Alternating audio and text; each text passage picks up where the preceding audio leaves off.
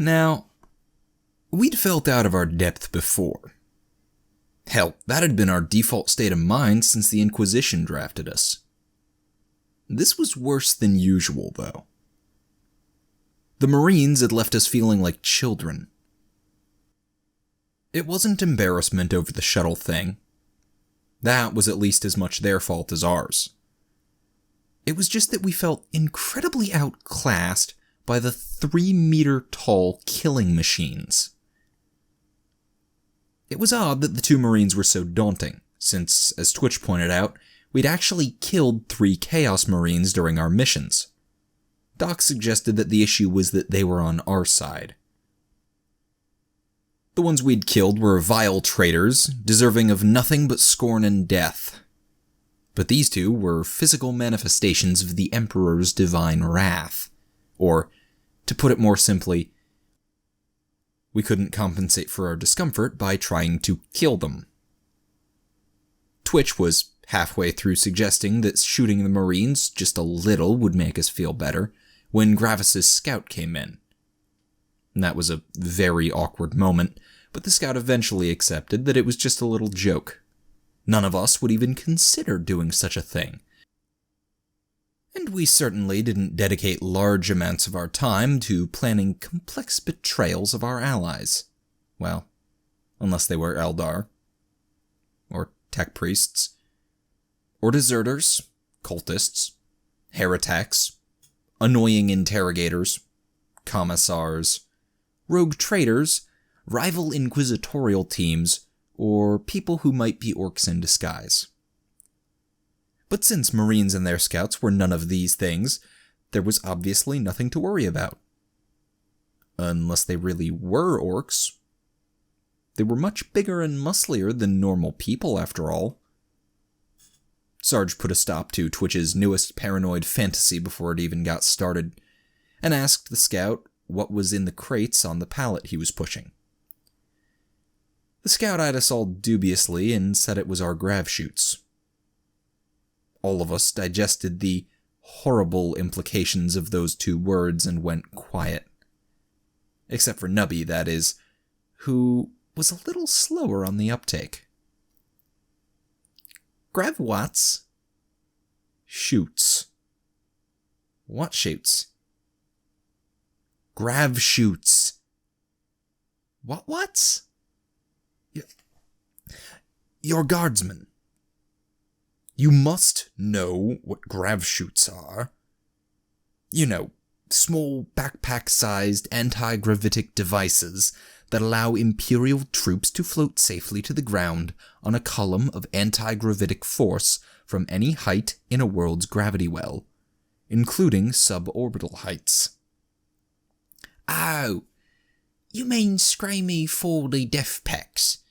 Yeah, we're familiar with those. What you doing with them? 'Cause I know a guy who knows a guy.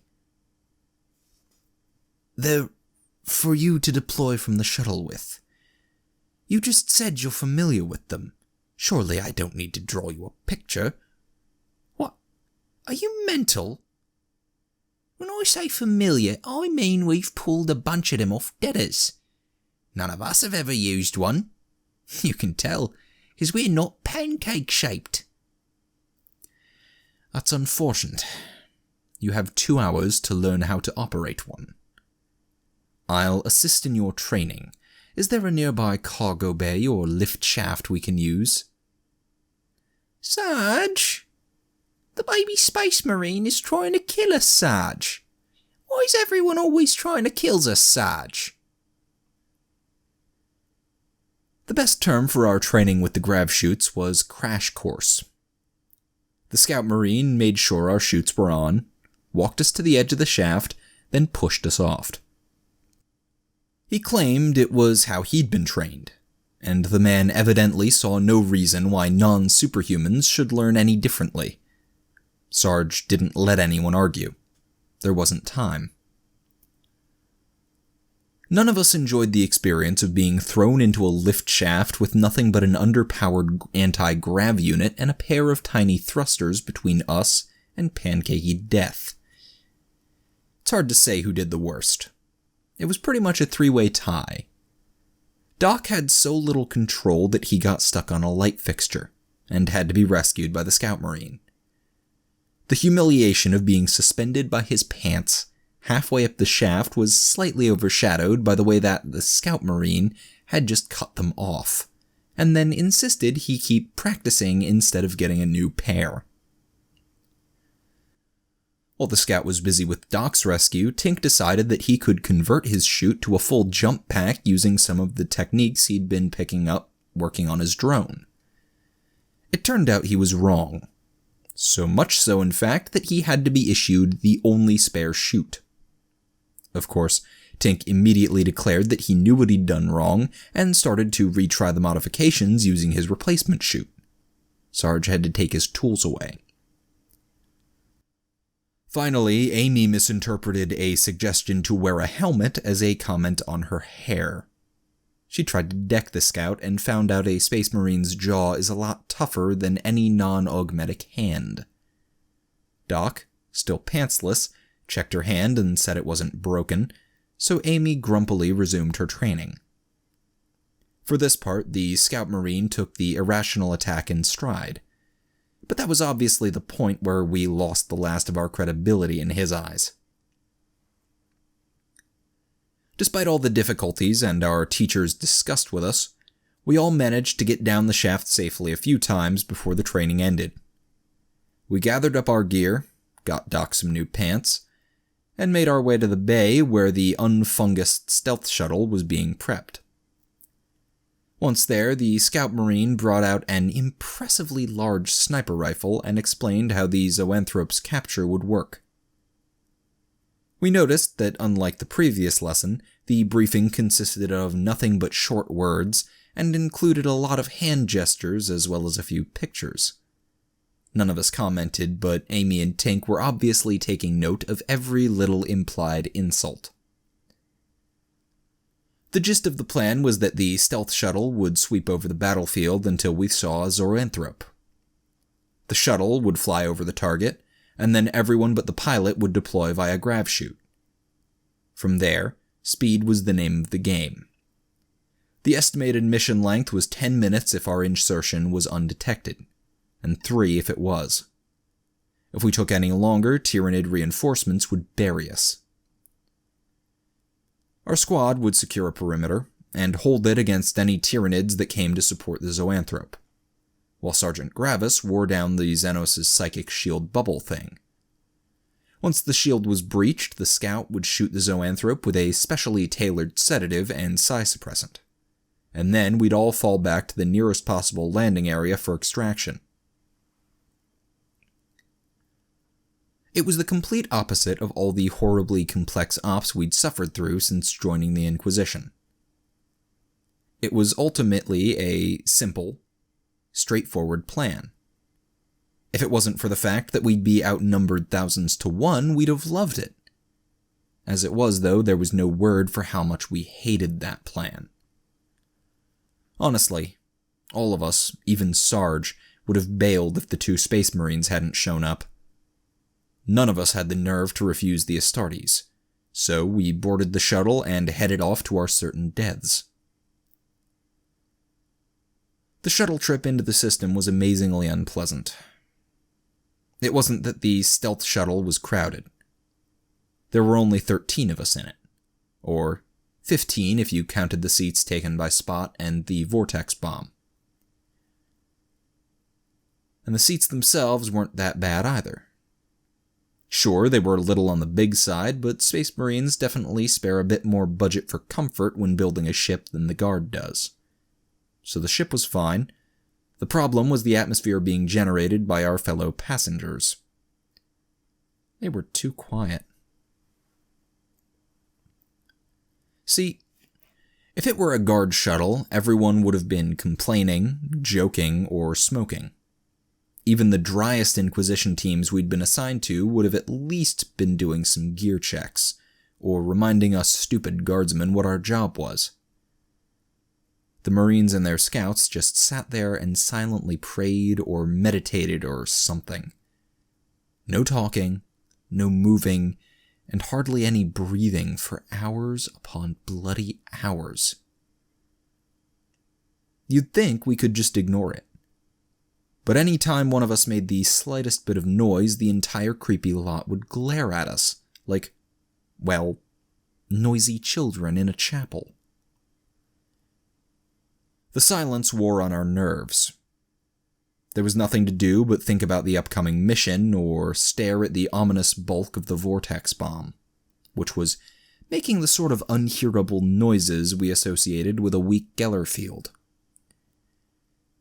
We were all reaching our limit, and it was a race to see if Twitch or Amy would snap first, when Sarge decided that politeness was overrated. He commandeered one of Twitch's camo tarps and hung it across the shuttle interior, walling away the creepy superhumans, except for Gravis's scout. The big guy tried to glare us down by himself as we all started being as noisy as we damned well pleased, but we had him outnumbered, and Sarge threatened to pull a second tarp over him if he kept it up. The remainder of our approach to the Tyranid hive ship was spent the usual ways. Tink tinkered with Spot 2.0, removing the overweight skull probe disguise and trying to get a few of the systems he and Theo hadn't finished clutching together functional. Doc wrote his usual soppy, "if I die on this mission" letter to his girlfriend, while Amy and Nubby read over his shoulder and made unhelpful suggestions. Twitch muttered to himself as he imagined hundreds of scenarios involving Tyranids and orcs. As his mind ran its crookeder-than-usual circles, he continuously moved gear and explosives between his bag and the massive pile of spares he'd brought. Sarge watched as we frittered away our time and saw that it was good. We all suffered a moment of heart failure as Sergeant Rebus tore down the tarp, followed by another when the homemade cluster mine Twitch had been holding hit the floor. The Space Marine stood there and waited while we picked springs and, thank the Emperor unarmed, explosives out from under our seats.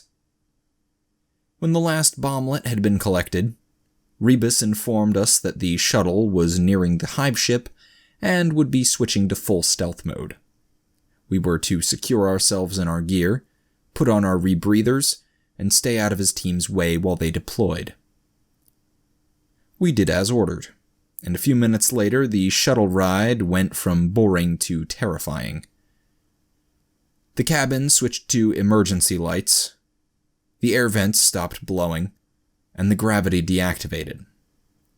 We floated in our seats for a few seconds, and the first evasive maneuver hit us. Let me tell you, no one thinks about those grav tied to a shuttle's engines seriously until they're turned off. Instead of the usual little jolts of spillover, they were as long, continuous pulls in seemingly random directions. We felt completely hopeless as we bounced and swung in our crash harnesses. Then Tink decided it might be better if we could see what was coming and anticipate the maneuvers. It was not. Who knows what the Marines and Scouts thought when Spot 2.0 drifted past them and entered the cockpit.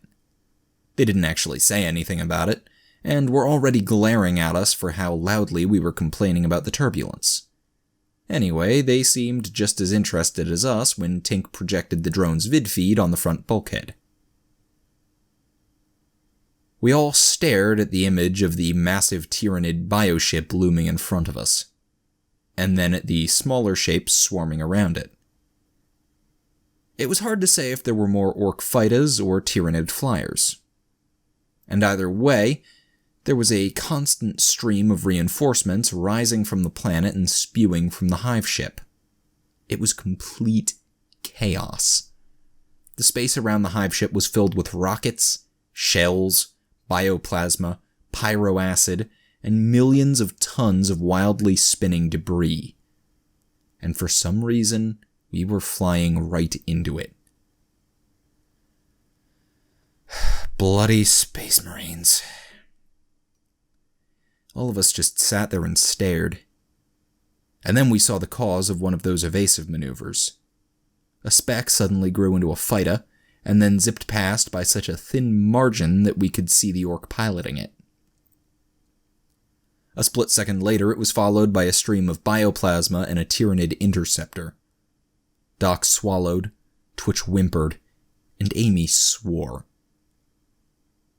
Variations of that scene repeated dozens of times as we closed with the hive ship. It's hard to say which was more amazing. The way the Scout Marine pilot twisted away from every impact with bare meters to spare, or the fact that none of the hostiles saw our shuttle, even while nearly colliding with it. Our slow approach to the hive ship through that space battle was a terrifying and humbling reminder that if Guardsmen's nerves are steel, Space Marines are adamantium. Not that we actually had what you might call nerves of steel. All of us were scared shitless. And when the pilot took cover from a pyroacid barrage behind a landa that was visibly filled with commandos, Twitch went from scared to full-on freaking out, man. When Twitch started gibbering, Sarge barked orders at Tink and Doc to turn off the projection and prep a trank, but none of us had anywhere near the same speed as the panicked demolitions trooper. In a startling amount of time, Twitch had cut his way out of his crash harness and relocated to a more defensible position, leaving a trail of det packs floating in the air behind him. Said defensible position turned out to be the small amount of space between the vortex bomb and the seat that held it. Sarge immediately undid his own restraints and launched himself across the shuttle, only to wind up pinned against a pair of unhappy Scout Marines as the pilot evaded something or other. A rain of det packs landed on everyone on that side of the shuttle, Guardsman and Marine alike, and Sergeant Gravis decided that enough was enough. The Space Marine's boots adhered to the floor with a deep clang as he left his seat. Most of us watched in amazement as the Space Marines slowly stomped across what the shuttle's acceleration meant was actually a wall. Twitch, though, was too busy with his paranoid panic attack to notice, until a massive hand snapped out and pulled the detonator from his grip, that is. Sergeant Gravis had probably thought that removing the detonator would neatly, diffuse the situation. He was completely wrong, of course, but the theft did focus Twitch's attention on him instead of imaginary commandos. Unfortunately, that attention took the form of a thrown object, which adhered to the Space Marine's hand when he tried to bat it away. We could practically hear the gears in Sergeant Gravis's head whirring as he registered the det pack stuck to his palm and the two detonators which had practically materialized in Twitch's hands. The giant in the acid-pocked armor stared into the wild eyes of the demolitions trooper, who was currently lying across a vortex bomb and accusing him of being one of them, and decided that intimidation and force were not viable options. So in the gentlest voice a half-ton hybrid of man and tank can manage, he tried reason. Gravis started by asking Twitch to calm down. That worked about as well as you'd expect. The Space Marine then tried explaining that there were no enemies in the shuttle. Everyone here was Twitch's ally. Twitch responded by chucking another det pack at him and screaming, "That's what they all say! And the mask comes off!" This seemed to confuse Gravis. So Doc helpfully explained that he'd just been accused of being an orc in disguise. Gravis pointed out that Twitch was obviously insane, which won him yet another det pack and a scream of, "They all say that, too!" At that point, Gravis must have been losing confidence in his strategy, because he turned and asked the rest of us what to do. Nubby, Amy, and Tink all simultaneously made unhelpful suggestions, and Sarge was too busy clinging onto Sergeant Rebus's seat as yet another evasive maneuver tried to fling him across the shuttle. Doc told the Marine he was doing fine, This sort of argument was pretty much the standard operating procedure if no one managed to trank Twitch before he got the explosives out. He suggested that Gravis continue by taking off his helmet and proving he wasn't an orc. Twitch agreed that the orc should show us his real face. So he did. Tink's shout of, "What happened here?" was cut off by Doc's hand. Amy cackled, until Nubby pointed out that the Marine still had most of his hair. Sarge asked what was going on, and Twitch admitted that Gravis wasn't an orc. Probably. In the incredibly awkward silence that followed, Sergeant Gravis put his helmet back on. His scout Marine glared at us, and Twitch asked if someone would help him off the vortex bomb. He was stuck. Gravis collected both Twitch and Sarge, who was still clinging to the meditating Sergeant Rebus for dear life, and deposited them both in their seats. As the Marine stomped around, he talked to us, giving us a morale-boosting lecture he claimed was given to him as an acolyte on his first boarding mission. We were instructed not to worry about what we couldn't control, and to focus on remembering glorious victories of the chapter, or, in our case, the Cadian regiments. Nubby asked what was so special about those nutters. This caused a pause in the motivational speech. It was eventually established that our regiment wasn't from Cadia, Catacan, Krieg, Elysia, Maccabeus, Morgan, Talarn, Vostroya, or any other world famous for its contribution to the Guard. Furthermore, our regiment had never accomplished anything other than serving as cannon fodder for more important Imperial forces. No glorious victories for us. At an indignant objection from our markswoman, this was adjusted to no glorious victories from anyone except Amy and her knobby regiment of knobby knobs. Sergeant Gravis stared at us, then asked what in the Emperor's name we were doing in the Inquisition. Sarge sighed, picked a stray det pack, which had adhered to his sleeve, and admitted that not a day went by when he didn't ask himself the same question.